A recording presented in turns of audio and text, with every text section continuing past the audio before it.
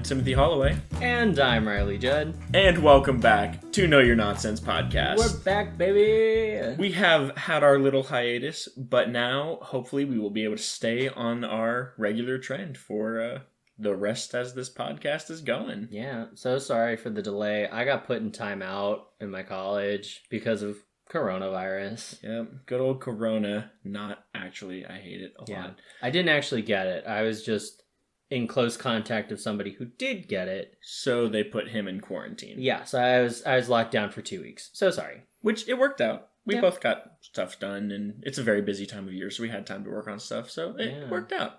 But now we're back, and that's what matters. Yes. So, if you remember, we left you off with a bit of a cliffhanger last time with our hint. Got a kick out of it. And if you also remember, we said this will be stuff that we don't know much about. Yes. In this case, it is Kickball. Kickball, baby. Everybody knows about the game, or at least most everybody does, because you probably played it when you were a kid, whether on the playground, at school, if that's where you went. Public schools had it in part of their curriculum. But either way, it's super popular, and we figured, you know what? Let's look deeper into this. Yes. How much did you end up researching for this? 12 hours. Yeah. On the nose. On the nose? Yeah. I'm 12, maybe a little bit short, not gonna lie. It was a struggle. But either way, we gave this a lot of research, and there's not as much as we thought, but we'll get into that more later. Yeah. But in order for us to get into that later, we have to start. So let's do that. Yes. I'll start us out with a little bit of a history as to where Kickball came from. So it's not entirely definitive. Like, there's a lot of theories. The prevailing one, it came from a guy named Nicholas C. Seuss back in 1917. So this game is over 100 years old, right? Back in 1917, World War I was just ending, and Nicholas C. Seuss, he was a park supervisor in Cincinnati, Ohio. So, fun fact, Cincinnati, Ohio could very well be the birthplace of Kickball. That's about all they got going for them. Yeah. Sorry, Cincinnati. I love you. Have you ever been? No. Oh. What's wrong with Cincinnati, man? I don't know. Ohio, he doesn't actually hate Cincinnati. Okay, but or Cedar Ohio. Point? Cedar Point's fire. That's what I've heard. It's not even near Cincinnati. Really from Ohio. What? Is Cedar Point near Cincinnati? I don't think That's so. a tangent. I'm so sorry. Tangents may happen. It is late tonight. Yeah. We're recording a bit late. Anyway. But yeah, he was a park supervisor in Cincinnati, Ohio. And that's the kind of the prevailing theory. The reason he did it was to teach kids how to play baseball. So this was at a time when baseball was on the rise as far as I could tell. And so it's getting more popular. They want more people able to play it. So he's like, yeah, I'm going to teach these kids how to play baseball. But baseball bats are expensive. So is all the rest of the equipment. So what else can I use? Well, let's just kick something. And so that's what he did. They used the same setup for the field, which is, a baseball diamond, which is easy enough to picture. And instead of using bats in a hard baseball, they used a bigger ball and would roll it towards the kids. And that's how Kickball got started. So since the kids were using their feet instead of bats, and it was still essentially at its core the same rules as baseball, this became known as kick baseball. Later it would be known as Kickball. It wouldn't take long for this to kind of catch on. It was only in the 1920s, which, remember, started in 1917. That's only 3 years if it was introduced in 1920. When it was starting to be introduced into actual public school curriculums as part of their physical education. So that's how fast this caught on, and it did good for a while, and then it just kind of died. Yeah, it was just gone. Yeah, just kind of went kaput. Until World War II, believe it or not. Essentially, a bunch of soldiers during World War II decided to adopt the sport to keep themselves kind of entertained, keep themselves having a good time and busy in the long hours when they didn't have much to do. Again, the game would just kind of be around for a while and not become super popular until the 90s, that is. In the 90s, we see this kind of resurgence of Kickball, and there was a lot of spreading for it going on. Like, it ended up in other places around the world. Not always in the same name, though. For instance, they call it soccer baseball in Canada. They call it kickbase in Japan, apparently. And in South Korea, it's called Bali... let's see if I can say this right. Okay. Balyagu, I believe, is how that's pronounced. Balyagu. So that's fun. But yeah, so it's spread around a lot. There's a sort of iteration of it in England, but it's not exactly the same. And we'll get more into iterations later. Oh, yeah. And it's really cool to see what people have come up with. And some of these sound like a lot of fun. Like, oh, yeah. We should get a group together and go out and play sometime. No. Why not? I'm not active. Oh, fine. Whatever. But yeah, this is happening in the 90s, and it kind of topped off with the formation of the World Adult Kickball Association, WACA, in 1998. So these are the people who kind of make kickball go as pro as it will become. It had been popular in, public schools and, church leagues, maybe even. In fact, churches did adopt it as a sort of activity for a long time. It became very popular among the church circles. But WACA kind of took it that step further. And ever since 98, they've been having the World Kickball Championships. And watching some of their games was really fun, actually. There's footage? Yeah, it's on shoot. YouTube. I think I found the actual official footage at least. It's nothing like super fancy, but it's cool. It's a lot of fun seeing people actually, putting their heart into this game that you can find on most, schoolyards. But they obviously don't have a winner for 2020 because either they haven't had it or they weren't able to. R.I.P. in peace. Yeah. Coronavirus. Yep. You suck.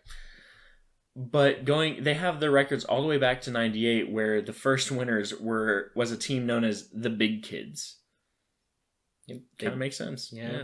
Beat Kickin' Chicken 4-2. Yeah. We won't go through all of the winners throughout the past, many years. 22 years? Yeah. 22? Yeah. Well, math. I don't think that. Wait. What? We're in 2020. They started right. in 98. Okay. There it is. Okay. I can math, I promise. Yeah, it's there. But they've had lots of wonderful teams play, a lot of different, really creative names, actually. So, go look them up. You'll have a hoot. It's a great time. But this culminates all in their 2019 winners, their most recent, which is Word. With an E. Yes, W-E-R-D. The E is the only thing that is lowercase. They won Word. 3-1 over Hazard. Not spelled with an E. No, not spelled with an E. The best part about all of this is that WACA has kind of taken it beyond just the sport itself. It's become a big deal in the sport community, and everybody has fun doing it. But it's a huge social aspect as well, and it's a really great place for businesses and people alike to just kind of have that social aspect. They even have a sort of festival that they call Waka Palooza, which is they call it a sports and social festival on their website, and it's held in Las Vegas, and I believe that's even where the major games of the world champions of kickball are played. Wow, talking is hard tonight, man. It's a struggle. Incredible. But they play for the Founders Cup, have ever since 1998, and they play for cheap booze. Yeah. If they win, they choose a what was it called? A league bar? Yeah, WACA for every office league, every kickball league you have, they designate a league bar for the league in the area. And if you win, then your team gets to get pints for a penny. Yes. So yeah, that's a little fun thing about WACA. They like their socializing, they like their kickball, and they like their drinks. Indeed. And that's kind of a little basic history of kickball. Riley, top us off with how to play. How to play. Rules and such. I was going to say, everybody would think that they know the rules for kickball. However, as we will eventually explain to you, there are many variations. So we are going to go with the official kickball rules, followed by good old WACA, followed by other people. I got them from kickball.com. literally that easy. That's literally, yeah. So it's played on a baseball field. So you have 4 plates, home, first, second, and third. You pitch from the mound, like in baseball. So the pitch must be rolling or have bounced twice when it passes the strike zone. Passes the strike zone, it's a strike. If it's not in the strike zone, it's a ball. So, like with baseball, 3 outs per inning, you get 3 strikes.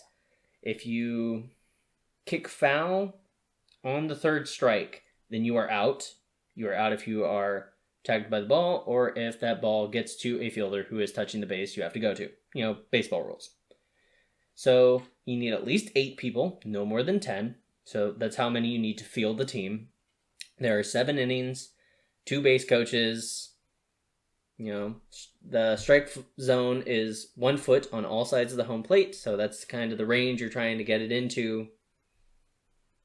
There are no headshots, so you can throw the ball at other people, but if you hit them in the head, that doesn't count. They are immediately safe to whatever base they are going to. This is a rule that I wish my school knew when we played kickball, which is if you overthrow, so if you throw to a base and it gets past them, you can only advance 1 base. That would have made it so much Is an easier. official rule, and I wish I knew that. So there are forced outs. There are no ghost men. So ghost men are I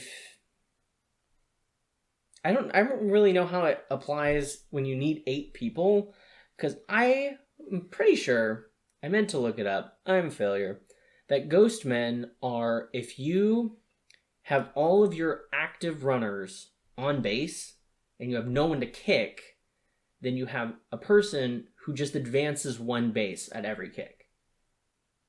I don't know how that applies when there are 8 people. Yeah, that's confusing. Yeah, it was on the official rules, so no ghost men. Metal cleats are not allowed, so you have to wear tennis shoes or, I guess, rubber cleats. Yeah.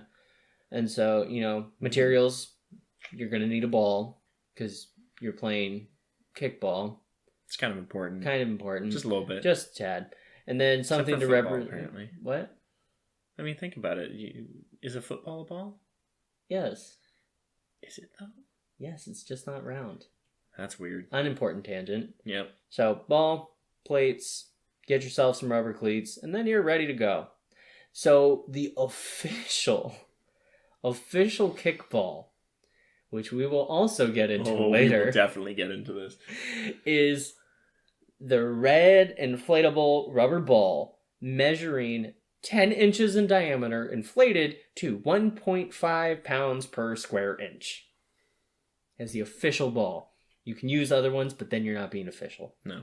So breaking the rules. Yeah. Well, not the rules, but the status quo. Yeah. So other than that, it's, just what it was intended to be. It's baseball, but you kick the ball instead of hitting it. Now, there are no leadoffs or stealing like there is in baseball. I think that about sums up the end of the baseball differences. But otherwise, you'll be able to figure it out. Right. But that's just the standard version of kickball. Yes. There are others. Oh, so many others. There are so many more. And I will read off some of the stuff for a few of them. I will not do all of them because there's a lot if you try and do all of them. It's just, oh man. But yeah, one of my favorites was line kickball. So think about regular kickball and then take all the people that would be on the defensive side, right? The people trying to stop the team at kicking, up to kick from scoring, and put them all behind the kicker except for the pitcher. Everyone playing except the pitcher is ready to kick. Yeah. And so instead of, the 2 equal teams, that's how you start. And they all line up single file. One person kicks the ball and everyone will start running the bases. Like, they have to tag each base still. They cannot remain on the base, but everybody's going for it at one time. They have to continue running towards home plate. Once the pitcher recovers the ball, once he gets it back, they can start tagging runners to their heart's content. Chucking the ball at them, trying to tag them just by, running at them or whatever. But it's his job to get as many as he can, because when they're tagged out, anyone who was, just tagged becomes an outfielder and starts helping out the pitcher and trying to get more people out. And they'll just, keep doing this until nobody is left. Yeah, so I guess you're the winner if you are the last person in the absolute madness that is the kicking lineup. Yeah, I guess that's something that wasn't very clear, the winner. Yeah. Either way, it sounds like a lot of fun. Yeah, a lot of these games actually, they are not very clear on who wins and who loses some of the variations. So we're giving you the basics that we've found, but they're not nearly as in-depth as my official kickball.com rules. Oh, no. It's so much easier to kind of look at the random versions that people come up with. Because, so few rules, and it's just... It's up to your interpretation. You can tell that somebody just came up with this in a PE class at one time. Good old physical education. Good old P to the E. Yes. Phys ed, as they call it sometimes. It's a great time. I've never heard anyone call it that. You really never heard it then? No. Okay. I think it's maybe an overseas thing more like. Because I heard it when I was overseas. Oh. Yeah. Fun Brits. facts. Another one that I thought was a good time was activity kickball. Now, truth be told, this sounds like something that would happen at like a trust building camp or, definitely a summer camp activity or whatever.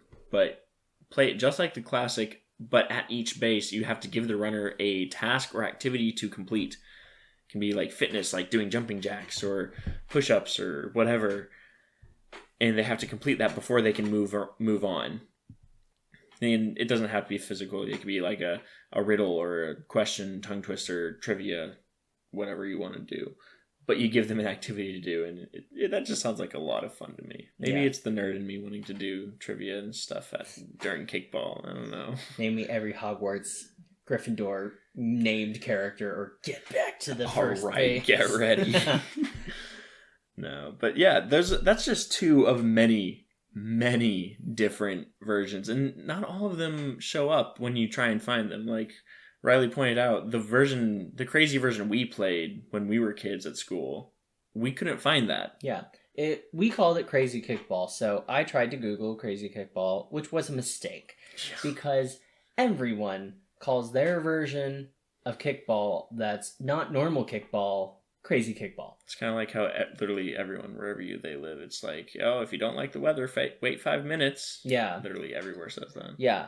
So, like, if you've managed to get enough status to get a new name, like the examples that we gave, line kickball, activity kickball, then you've really made it. You've made it past Crazy Kickball status. Anyway, our Crazy Kickball, so we often played inside instead of outside. Right. But this can really be either. Yeah. I guess, yeah. But the big thing was we played on our basketball court, as kindergartners and such. Yeah. And the four corners were bases, as well as the two intersections where half court was. Yeah, so like the half court line where that meets the out of bounds lines, those two are bases. So, up to that, we would start in a corner, and up to that, across the half-court line to the other corner and back. That was the technical, 4 bases. But you had the 2 in the back as well. You couldn't double up on bases, but you could go to any available base as long as you were traveling on a line. So you couldn't cut from, one corner of the half-court to the opposite corner of the out-of-bounds lines. But if you were running across a line, you could go there. And so you could have potentially 5 people on base at a time. It was a great time. It was awesome. And a lot of fun. And you would, sometimes try and goad them to throwing the ball at one area to, let other people would go by. You mentioned that earlier. Yeah, so you would think, why would you ever go to the back? If you are good at dodging or if you're really fast, you go to the back. Give us slow people a chance to get home. Yeah, so you try to make them hit you in the far back of the gym, which allows the people who are in the regular diamond to make it home. But this isn't even the craziest version of kickball. Oh, no. Riley, would you please explain Mojo Kickball to us? Oh, I shall. So I'm perusing the various variations of kickball. So many variations. And I'm going down, exploring the depths of Google, and I see Mojo Kickball, and I'm like, well, what on earth is Mojo Kickball? So basically, there was a guy who I couldn't even find the name of on the Mojo Kickball website. Couldn't find it. So we're going to call him Random Office Guy Dude. So Makes sense. Yeah. Yeah. Because, he worked in an office, random guy. Random Office Guy Dude. Wanted a way to be active. But he doesn't really like working out. Like, he doesn't like going to the gym. He doesn't like knowing exactly how much workout he has to do. Like, he doesn't want to go for runs, doesn't want to lift weights. He enjoys sports, but he didn't enjoy, like, the office league sports because there was always, one team that was just wiping the league. Oh, yeah. That's the worst. It's the worst. It feels terrible. Yeah, and he's like, I don't want to go play, and you have these tryhards who are going to dominate. I would like a game that's just nothing but crazy, ridiculous fun. And so, thought of Kickball, but he put his own little twist on it. So, and boy, did he put a twist. Oh, it's exciting. So, it's fairly similar to regular Kickball. You still have a pitcher who's going to pitch the ball. You're going to kick it. If it gets caught on a pop fly, you're out. You run the bases. If it's not caught, if you get tagged or you get hit, you're out. If you make it back, you get a point. So, that's all the same. However, the pitcher, first of the differences, the pitcher is on the kicking team, not the fielding team. So there are 6 balls in play at all times. There is a corral, so a small ring around where the pitcher pitches from. They pitch inside that ring, and that's where all the balls go. So the kickers score when they reach third base, not home, and the game is timed. It is not based on outs. So you get to set a time at your discretion, depending on how long you want your game to go. One team will go for that amount of time, the other team will go for that amount of time, and that's the game. So because you are timed, you're technically stealing every base. There's no they kick it, you run. You just go whenever you see you have an opening. There are 6 balls. Do what you need to do. Yes, there are 6 balls. If you see an opening where one of those magically is not near you, make it to the next base. So there's a bunt line that goes around the corral and about to, I think it's like half of the lines between home and third and home and first. So, you can't just barely tap the ball. You have to hit the ball. So when you get out, so somebody tags you, somebody catches your ball, you do not go back to kick. No. You become what is known as a chaser. So there are 3 chasers.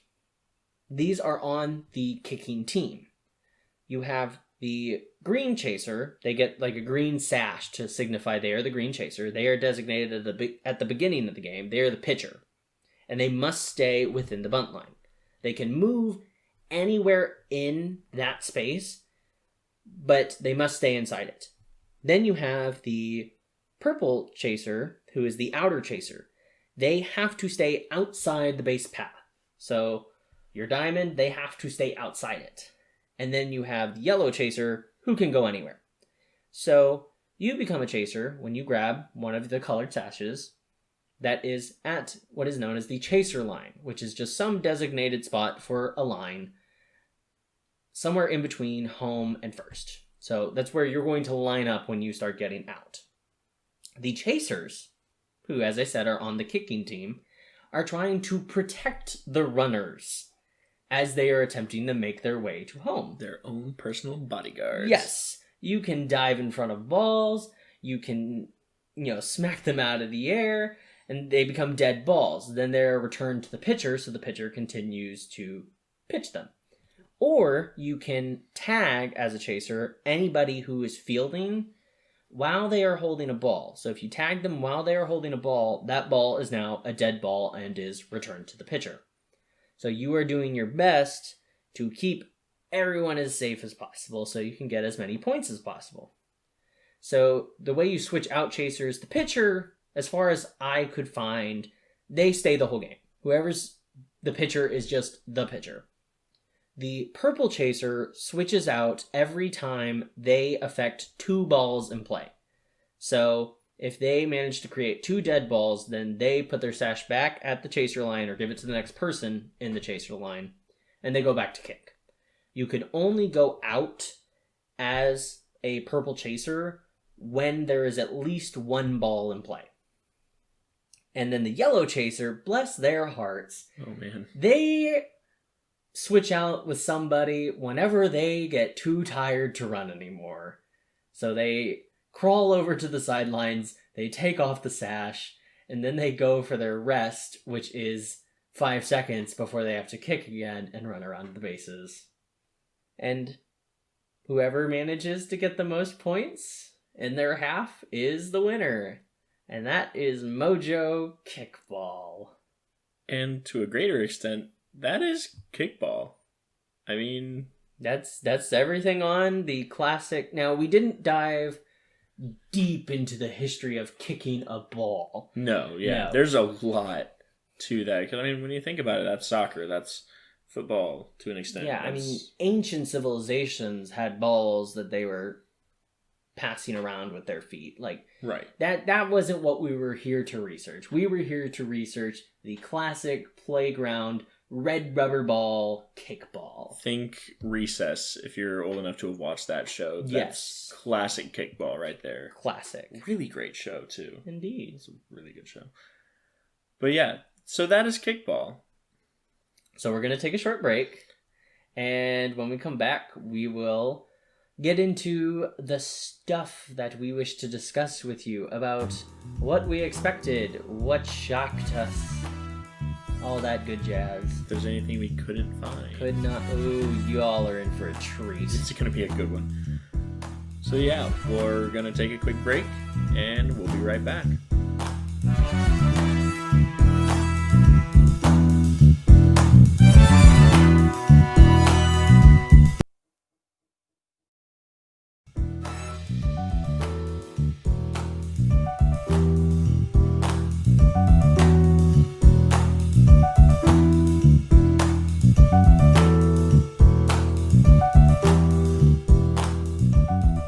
We are back. We are back. Did you miss us? I missed us. I missed us. Why'd we miss We each missed other? you too. Yes. You're more important. Anyway, let's get into the more discussion-based, I guess, kind of Yes. stuff that we have. Yes. So we will start with what surprised us about this topic. Which, frankly, kind of varied what surprised us. Yeah. I was most surprised, honestly, by the amount of variations. Like, I knew there was gonna be variations because it's like no one plays kickball the same way. Like, I knew we had our variations from, my time in the good old elementary school. Oh, yeah. But there's just so many, and I'm going deeper and deeper, and you have to click on every crazy kickball link because that's not going to be the same as the link above. Right? You know it's going to be something brand new. Probably something you've never seen before. No. They're all just completely different, and some of them, it's just we wanted to make a thing. We just wanted to make a new variation of the game. You can tell, like, as we mentioned, because some of them, they're not super fleshed out, but there's promise there to flesh it out, which you could do, which they could do later. Like, with line kickball, who wins? We don't know. It's just for kids to run around and enjoy the madness. Let's be real. This is so the kids can be tired out. The teachers did this so the kids want to be tired out and not talk back. Yeah, it's just a running game. It's a great time. Yeah. Nothing wrong with that. But I was just so surprised at how much of that I found. Right, yeah. Did you have a favorite one that you found? Oh, I don't know. Mojo Kickball was pretty darn dope. That is a crazy time. That was probably, honestly, my favorite. But I don't even know if I should count that because that's a whole organization.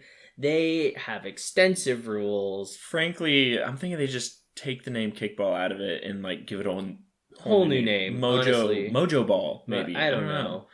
But either way, that was a wild time. Yeah, I think out of the normal, and as normal as they are, but normal, air quotes, variation, was big base kickball, which is...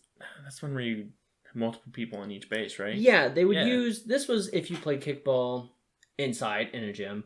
You're supposed to use gym mats. Well, we didn't have gym mats at our little school, so we didn't use those. We just piled onto the small intersections of lines. Didn't we sometimes use a hula hoop? Maybe. I think so, because then when it would get too crowded, we'd straight up boot someone off the I know, island. it's just like, you're out, sorry. It's like, sorry, kid. Yeah, so, but big base kickball is basically normal kickball, but you use, gym mats, tape, hula hoop, something to make bigger bases, and more than one person can be on a base. So you're just stuffing people onto bases because you don't want to be out. Right, and that's perfect for when you have 50 kids who all want to play one game of kickball. Yeah. It's perfect for that. Yeah, and it adds that fun, crazy madness factor that elementary kids just gobble up. Oh yeah, it's a great time. Wonderful.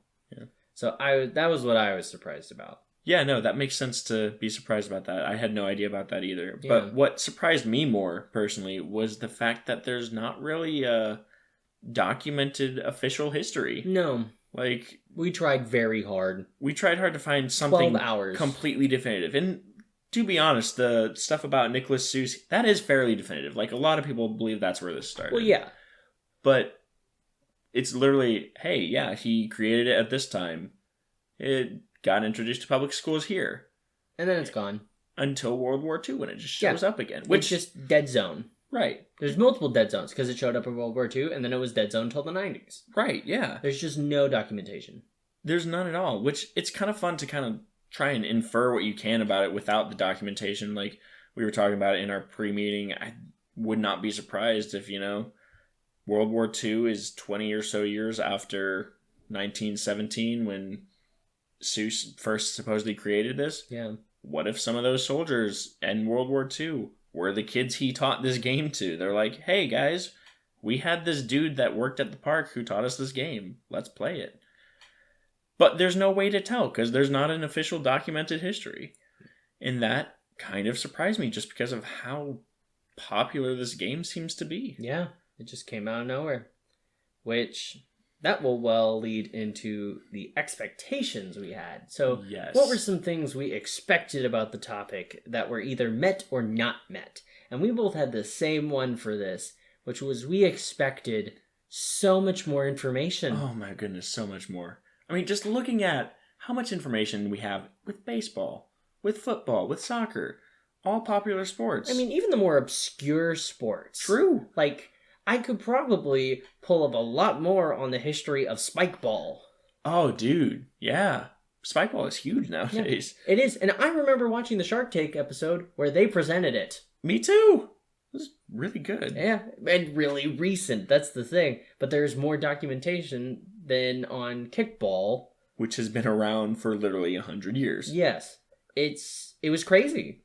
And we gave ourselves the time because we wanted to make sure that we did the topic justice because neither of us actually know about it. Right. So we wanted to make sure we did it justice, so we both go for 12 hours. Yeah. Which we met. 12 hours of digging into nothing. We hit bedrock by hour 1 and we had to get out the pickaxes. It's kind of fun. Yeah. I mean, it was but fun. Also... That's where we got to the bunch of... Oh my word. Yeah. We were really expecting something to really dig into, and it just wasn't there. No. So, for all other topics that we are not knowledgeable about, we will be doing preliminary research. Oh yeah, giving ourselves an hour or so of just bonus time just to, at the beginning, to look into it and be like, all right, we're looking at doing this for this topic. Will it work? Yeah, because, I mean, if we find everything in the first hour, then... we're in trouble. Yeah, that's probably not a good topic to Yeah. pick. When you have reached the end of the history of kickball, a 100-year-old sport, by the end of hour 1 or 2, that's when both of us were like, oh no. I'm not even sure it took that long, No, honestly. it probably didn't. It's literally all in one site, Yeah. and which you will find in our sources Yes, in you the will. description. But, I mean, like Timothy said, that is kind of half the fun, because then you get to ask yourself questions, like, well, what do I want answered? Exactly.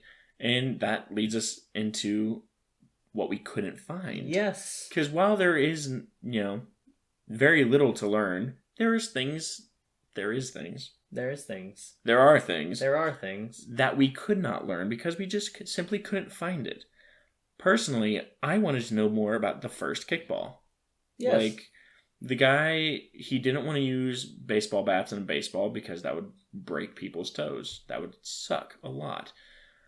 So what did he use? I found some pictures of what is possibly, like the first, kickball Mark 1, if you will. Yeah. But I found nothing that is answered that definitively because, again, no documentation.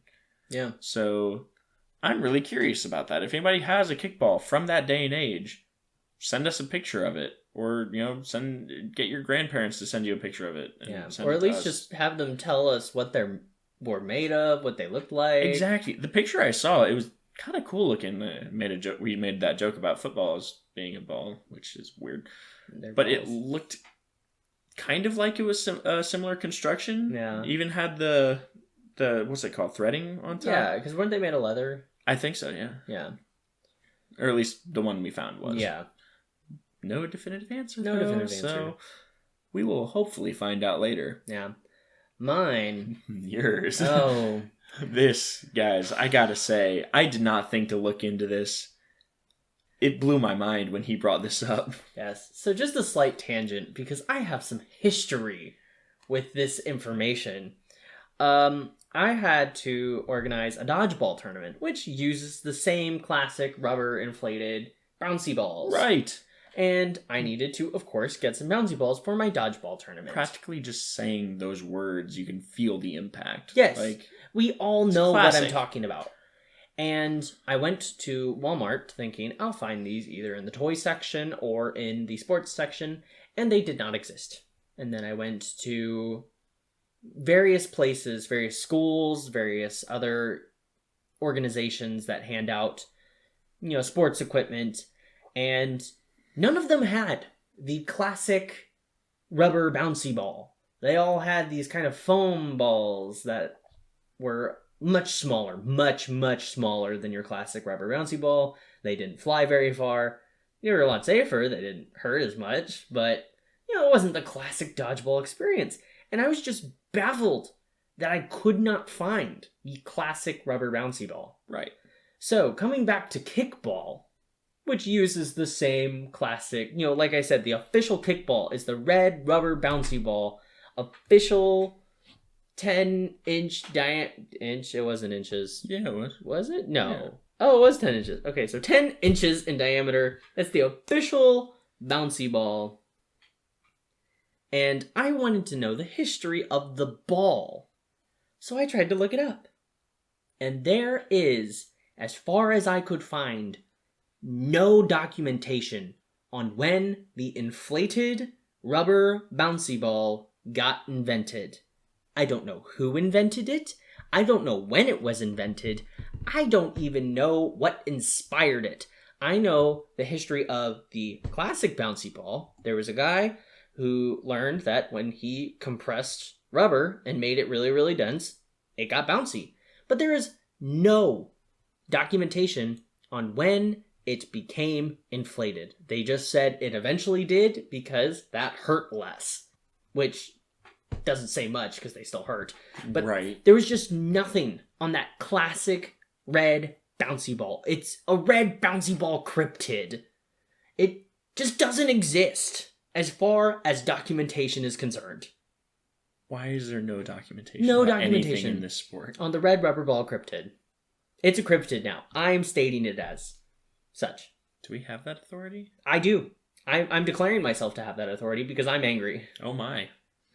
I should not be surprised. If anyone knows the origin of the inflated red rubber bouncy ball, please tell us. Please. Because these things just drop off the radar. Just for no reason. They don't want to be documented. Might be fake. I don't even know. Maybe all these balls didn't exist and we all mass hallucinated them. I couldn't tell you. That would be some wild times. Well, there's no documentation, so... Cryptid. You heard it here, folks. The red rubber ball is a cryptid. And with that, we have officially exhausted everything we were going to talk about in this episode. Yeah, so that was what I wanted to know. That's it. That's everything. That's Kickball. That is the classic 1917 Kickball. Thanks for kicking that around with us. You're so funny. Yeah, I know. Yeah. Just reuse the pun from You're really a ball, aren't you? Oh, wow. Ha! We're funny. Laugh. So next week we will be back on our regular episode cycle, starting with one of my topics. Yes, a Timothy topic. For that, my hint is... Hint me. There will be no swearing, but there will be a curse. Yeah. Okay, so... Obviously, it's going to deal with a curse. I think, What? I think I maybe could be onto something there. Maybe. I don't know, Let's see. Could have to do with cooking. Could. For all I know. So, okay, if you bring up swearing, like, there's gotta be somebody who had, like, a foul mouth. Yeah, it's gotta be somewhere in there. That's gotta be relevant. So, I don't know. This is folklore, I'm guessing. Yep. Okay, I got that. I got the topic. Area of passion. Yeah. Yes. Right. Whatever we should call that. We should figure out a name for that. Let us know what you think we should call that. I know, expertise. We're not experts, we're but really like, not. we know stuff. But apparently we have the authority to call something a cryptid. It's a cryptid, the red rubber ball cryptid. Tell it to your friends. So anyway, folklore. I'm gonna say that somebody got cursed because they swore a lot. Oh, really? That's my guess. Locked in. Locked in? I hope that helps you actual folklore people figure it out. We'll see. We shall see. In the meantime, send us an email if you want with your guesses or with anything that you liked about this episode, anything that you think we need to adjust about this episode. Let us know if we were wrong. We'd love to hear about it because we want to learn. That's the whole point of this. Yes. And our email is kynpodcast@gmail.com. Indeed. You can find us on Twitter, Facebook, Instagram. All of it is KYN Podcast. Right. Please follow us. Yes. And subscribe on YouTube, because all of these episodes also go on YouTube. Yes, indeed they do. With all of the sources in a document in the description. Yes. So if you want to check out where we got our information, please do. We would love for you to sort of data mine. Is that a form of data mining? No. That's completely different. That hurt I should my know soul. this. That really hurt. Source mining. That's what I'm talking about. Is that a real thing? Yeah. We talked about it in my research and writing class for history majors. Yo. But yeah, it's a great time. Alrighty. Mine our sources. And follow us everywhere. We post fun trivia and fun trivia quizzes. Yes, which we did this past time. Yes. Because we didn't have an episode out. If you haven't taken it, go take it and impress your friends. Let us know how you did. Yes. Our own host, Timothy Holloway, didn't do good. Wow. Thanks for that. Called out. Oh, wow. How did a bus get in this room? I don't know, but it ran right over you. Just say goodbye. Bye!